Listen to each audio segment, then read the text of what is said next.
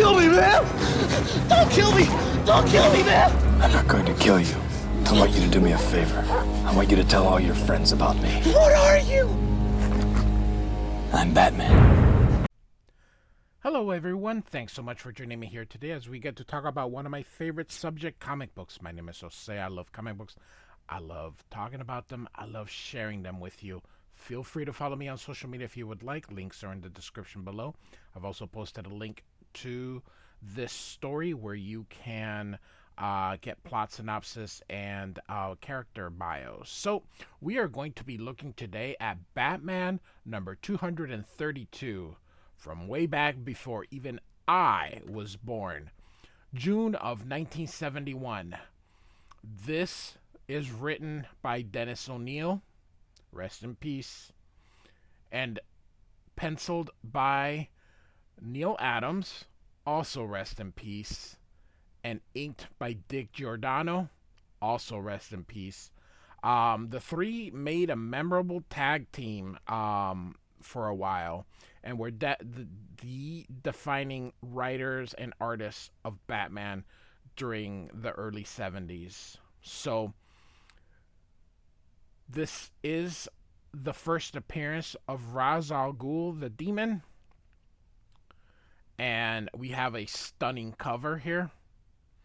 When I decide Robin must die, he dies. And Robin getting shot. A Tale to Haunt You Forever, Daughter of the Demon. Neil Adams started in 1969 and really found his footing and became the definite artist from the 1970s. So we get a prologue here, and coming up, you can see Robin in silhouette, beautiful silhouette, is going up, probably a ladder, I would imagine. And so we get a piece up here. Night, a colorful clad figure slides silently through the shadows toward a boarding house near Hudson University. He shines swiftly up a drain pipe, then pauses at an open window. Okay, so that was a drain pipe here. So, I have to be honest with you. I have not read this in forever. I used to have reprints of these stories even when I was growing up. I never have owned the originals. Still don't. They are quite spendy, and I don't want to spend that much money on them. You can see for this edition, it has been recolored here. So, great rendition of both Robin going up, and then this right here of Robin coming in. Neil Adams, a lot of the poses he chooses, he's really good at it, man. This dude could pencil like nobody else. Absolutely beautiful. So Robin says in a whisper, because this means whisper, "Who is that? Who's there?" And suddenly shots ring out,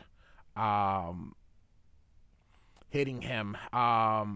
They don't have just there's no sound effect of it, but you can definitely see just how that looks. What an incredible penciler. I also love Giordano's thick brush that he uses to ink this. Giordano is like an early Klaus Janson who worked with Frank Miller. Giordano, I just love his inking work. His penciling work doesn't impress me that much, but his inking work absolutely does. So, hours later at the lavish Gotham City penthouse of millionaire Bruce Wayne, inflation has gone up so much that now Bruce Wayne is a billionaire because, a millionaire couldn't afford to do what Batman does. No good. No one at the university has seen Dick for the past couple of days. He's vanished, and that has to mean trouble. And then Alfred says, "Begging your pardon, Master Bruce. A messenger just left this missive with the doorman. Bruce Wayne shouldn't have a doorman. That's more people to keep secrets. Oh, no. He's not at Wayne Manor. That's right. He's at a penthouse. Like I said, I haven't read this in forever, and I just must have gone over that. Young Master Dick. Yes, Alfred, as I feared.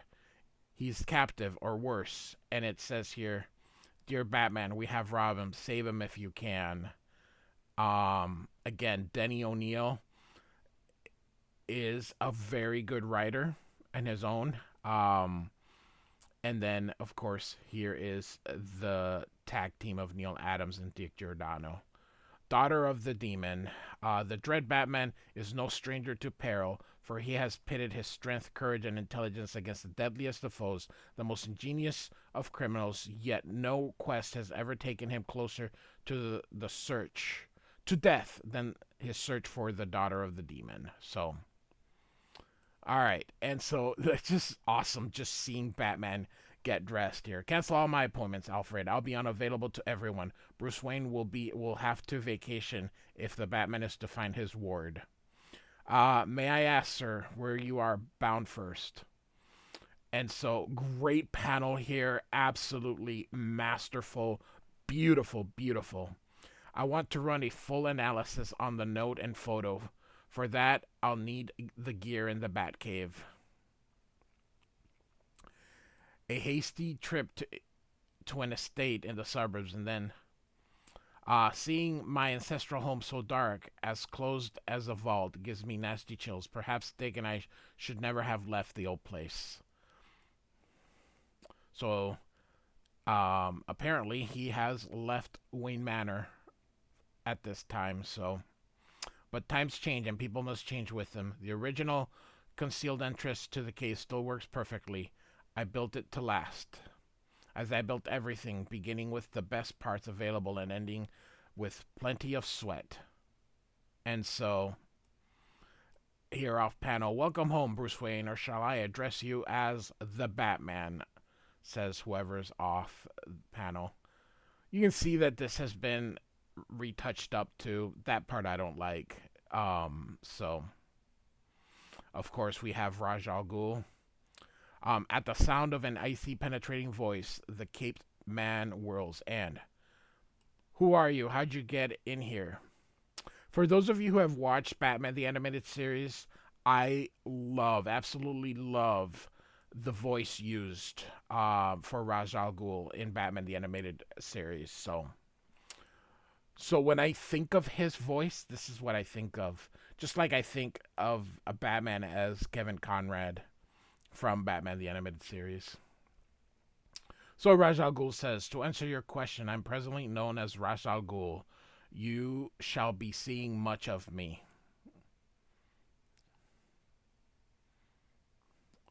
To answer your second query, it was a simple matter of deduction and research. I reasoned that the Batman had to be wealthy and that he needed certain kinds of equipment. Therefore, I merely had my organization investigate. And you found that Bruce Wayne alone bought what the Batman had to have, right? Okay, that's a hole I'll plug. I'm surprised someone didn't think of it years ago. Now I have a third question, the big one. What do you want? So, need your help. My child has been abducted. I received this photograph by messenger. And here, Batman recognizes, that's Talia. She's your daughter?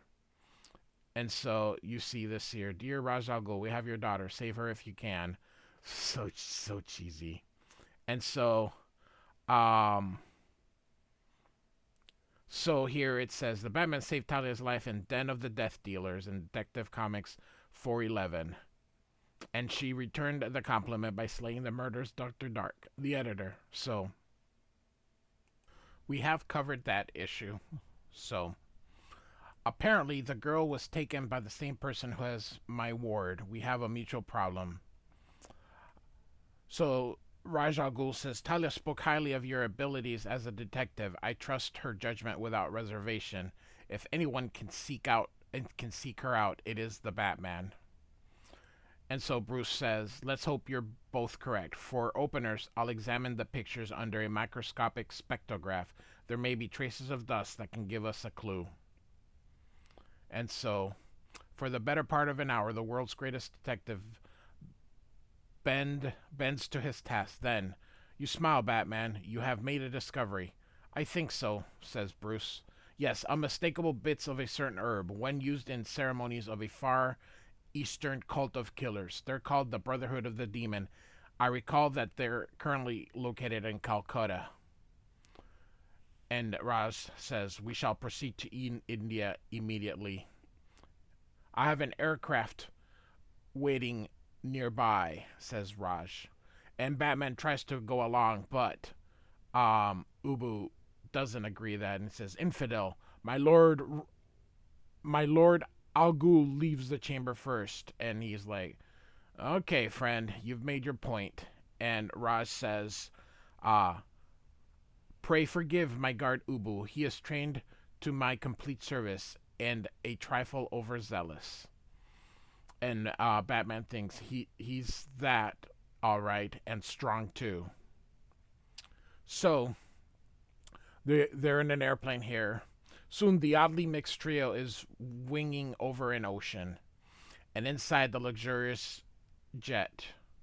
So Ra's al Ghul, your ward and my daughter are in mortal danger. Indeed, Batman, they may already be dead, yet you show no signs of agitation, nor do you exhibit any curiosity concerning my humble self. Have you no feelings? And Batman says, plenty, but it won't do any good for me to allow my emotions to gain control, not while there is a job ahead. For years, I've trained myself to concentrate on the thing at hand. Later, I'll cry if I must. And then Bruce, we get a brief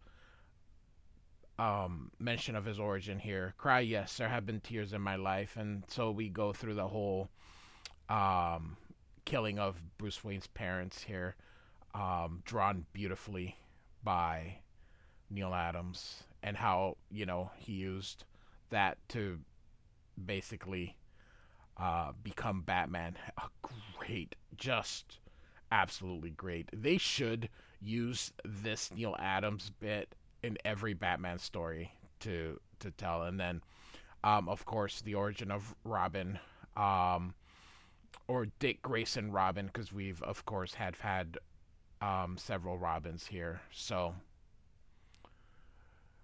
and so now we're in Calcutta, city of 1,000 miseries, a million tears. Behind every door lurks a horror. Behind every smile, a knife. And so we have beggars here, and alms, good brothers. Nail, priests, we come to take, not give. Empty your begging cup, or suffer our anger. Such threads bode you ill. And so he gets hit with that stick. Surrender, for my anger dwarfs yours. And they're like, beneath the holy robes, a devil from hell, a Batman.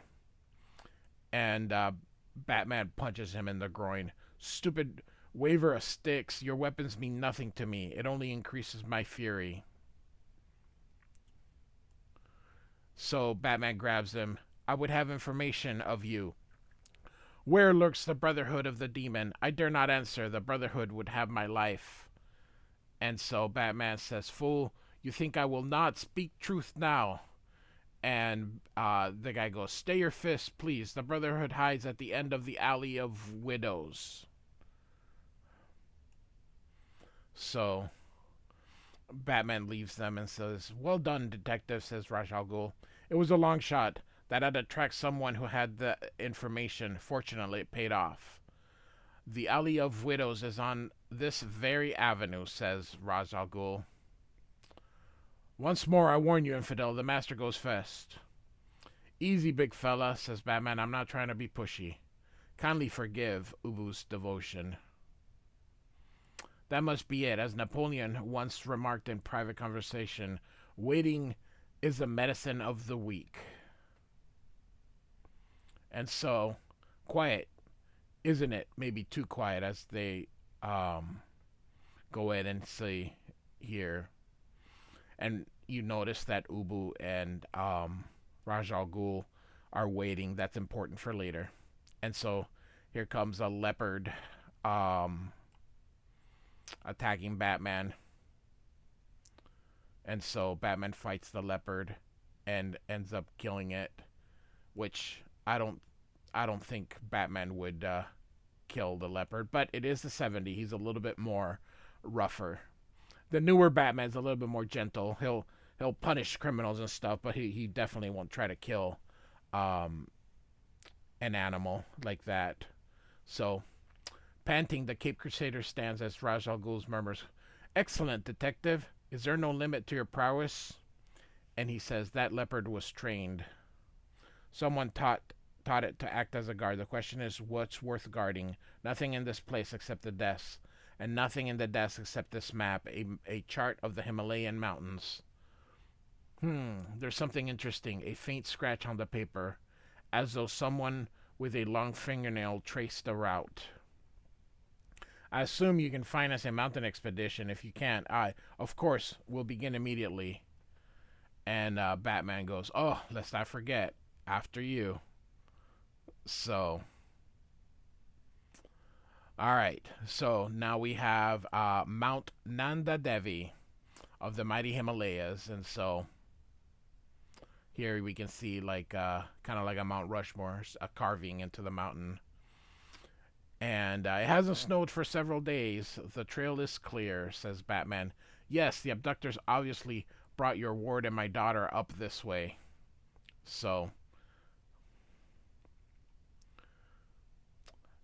"You too tired to go on? We can make camp here," says Batman. And Ross says, "No, detective. Although I have not all your skills, I am your equal in stamina. But give me a moment to gaze. It is a beauty to my soul, to which my soul responds, so stark, so pure, as untainted as my desert home. I am cursed with a love for emptiness, desolation." Or is it isolation? I need to see. Oh, no, it was desolation. "Tell me your life story later, when the kids are safe," says Batman.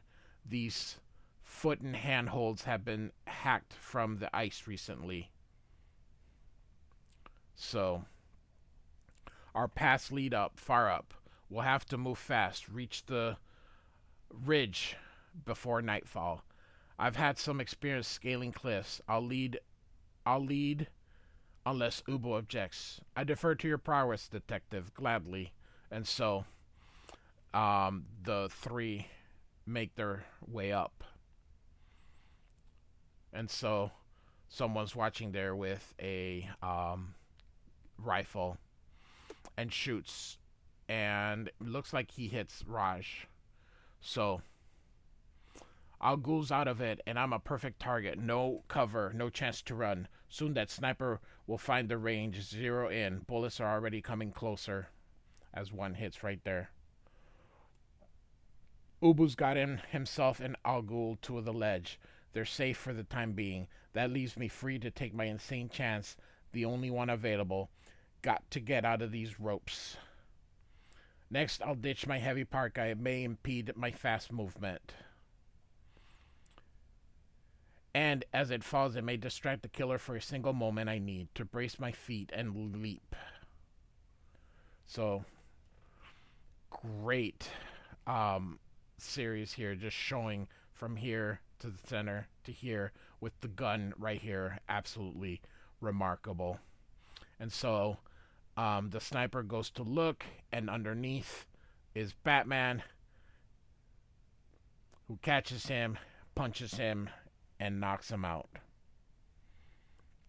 So, as Batman walks, he says, "Smokes from cook fires, no doubt. That's the payoff. No point in keeping them in suspense. They're almost inviting me in. And since I've come halfway around the world, I'll accept that invitation. There are probably a dozen guns trained on me, but nobody's going to shoot. They'll want to watch my reaction," he thinks. And so there's a helicopter coming. Batman says, "A helicopter, naturally. It figures there'd be a chopper in the area. I can guess who the passengers are." So here it says here, the Batman acts as though he has the case hacked. At last, I face a pair of bona fide brothers of the demon playing at guard duty. Disappointing, they look like any other creeps who need to prove their manhood with noisy sticks. Halt, intruder, halt, or I'll. And then Batman just puts it away. Can it, sonny boys? You don't dare use that thing, as we both know. Boldly, the Batman strides into the chamber from the rock. Batman, good to see you, friend, says Robin. Same here, Robin. The guy says, stop, you can't. And Batman says, sure I can, watch me. How they been treating you, kid? And Robin says, not bad. Chow's lousy. Nice atmosphere, though. Have any hassles getting here? Look at that. He's not even wearing a jacket or a coat. Just... And Batman gives him a knife, or he's gonna... none to complain of, but do me a favor. Next hoods that snare you up, ask them to stay in the United States. I hate long trips. So he puts a knife in the back for him. On your knees, intruder, the Supreme Brother enters. And so Batman says, I'll give the kneeling a miss if you don't mind. And even if you do. In the last 3 days, I've mixed with cutthroats and a killer leopard. I've bruised my knuckles on various chins, I've climbed the mountains, and I've dodged bullets, so I don't have any patience left for phony rituals, says Batman. In fact, I don't have patience left, period. You've been putting me through paces, and you think I'm too dumb to understand. You think a man with my training couldn't see what's happening. From the very beginning, I saw the whole deal was a charade, or charade, depends how you want. Ra's al Ghul and his ox of a servant showing right after Robin disappeared. That was a joke. Too quick, too big a coincidence. Al Ghul's story of his daughter's identical disappearance wouldn't have fooled a moron. Then in Calcutta, Ubu always made a big routine of letting his boss go ahead of me. Except when there was danger. Conclusion, Ubu knew the leopard was waiting. The map was the clincher. I told a little white lie because there was no fingernail scratch on the chart. Yet Ubu and Al Ghul took me to this mountain, this of the 13 Himalayas. I'm tired of talking. You ready, Robin? And Robin says, check, Batman, shall we begin? And so he unhooked himself and they dispatch all of Al Ghul's goons. And your cohorts are finished. Your whole bloody crew is done. No sense in hiding behind the mask any longer. It's a poor disguise for one as big and ugly as you, Ubu. Admit it, Ubu. You've been taking my measure. You've been wondering whether you can handle me. You want to prove yourself against the Batman. And he's like, American, filthy American. I shall dance on your corpse. And he tries to punch Batman. Not likely. Oh, sure, you're large, powerful, but size and strength don't count for much skill. Agility helps too, and those things are you lack. You're clumsy. Clumsy and soft, a gut like a pillow as he punches him in the gut. And then just look at this. Look at this beautiful, beautiful series here. And a chin as fragile as a soap bubble. You've been getting by scaring people. Well, the Batman doesn't scare. Absolutely amazing. So, after you, Ubu, and bam, just awesome. And so, Batman goes, look who's joined the merriment, Robin, the Honorable Ra's al Ghul and his girl child. Ah, my dear detective, I should have realized I could not escape your scrutiny. Batman says, don't bother with an elaborate explanation. I know you faked being shot. I figured out everything, except why. You staged a complicated quest, and the dangers along the way were real. You would have let me be killed if I hadn't saved myself. You went to a lot of trouble for a game. And Ra's al Ghul says, no game, detective. Your admirable mind has reasoned all save the obvious. That my darling Talia loves you.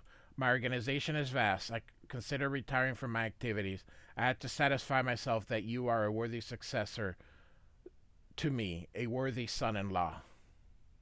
And Talia kisses him.